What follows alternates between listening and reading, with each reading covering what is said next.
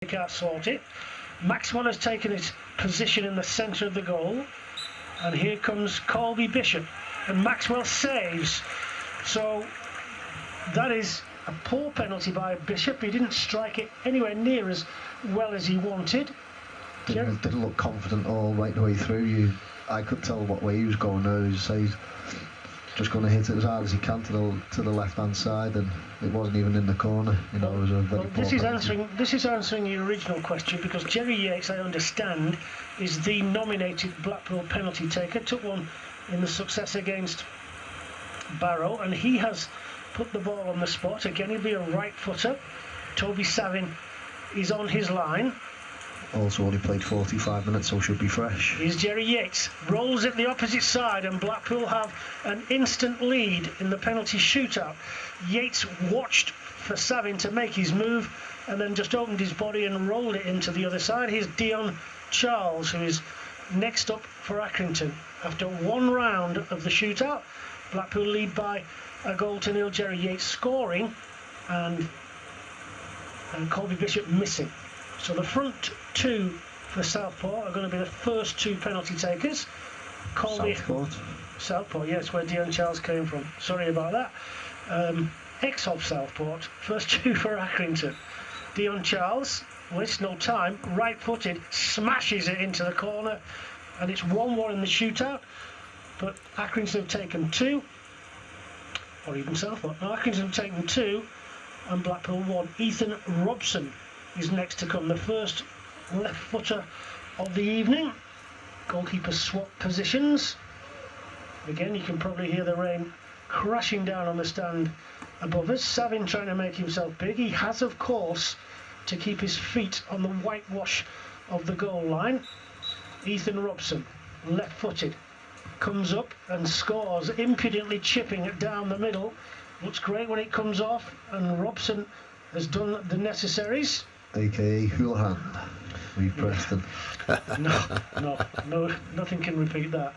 Or the one that Houlihan took at Forest, where the referee made him take it again, and he did it twice in the same movement. Is that Big Ross Sykes, the skipper, taking responsibility here? So the two strikers have had a go. Now it's one of the big centre backs. Don't think this will be placed. Here comes Sykes, smashes top corner, 2-2. But Blackpool still have the advantage of having taken one less. Here comes Keshi Anderson, striding out of the group in the centre circle, taking his time. He wants the rain to ease off, and it's obliging at the minute. Bit of advice from Chris Maxwell as he throws in the ball. The only advice could say, make sure you score that. Yeah, just do what you've done for the goal, isn't it? Yeah. Put it in the top corner, place it in. Here he comes, Keshi Anderson. Back to the right footers, just Robson with the left foot so far. Keshi Anderson, Blackpool's third of three. Anderson into the corner, keeper gets right, but the power took it in. Three perfect spot kicks from the Seasiders as Accrington prepare number 4. It's Joe Pritchard who is on his way. Yeah, Anderson was the pick of my Blackpool players tonight. I was very impressed with him, his energy levels, his first touch, and his overall play, his decision making was spot on tonight. Here's Joe Pritchard, whose lovely cross was headed in by Colby Bishop for the Accrington goal. Pritchard right-footed. Ooh, Maxwell almost got there but didn't. It is 3-3, but Blackpool have a fourth penalty to come, and it's Grant Ward who goes forward. Only the first one from Colby Bishop has failed to be successful so far. This is penalty number 8, and it is Grant Ward who will take it.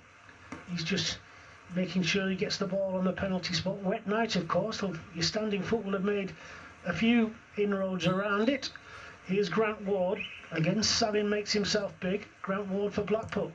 Saved by Savin. And it's 3-3 after 4 penalties. Ward unable to convert, and we're all square at level again. You're looking at two players who've missed when you were walking up, when they're walking back.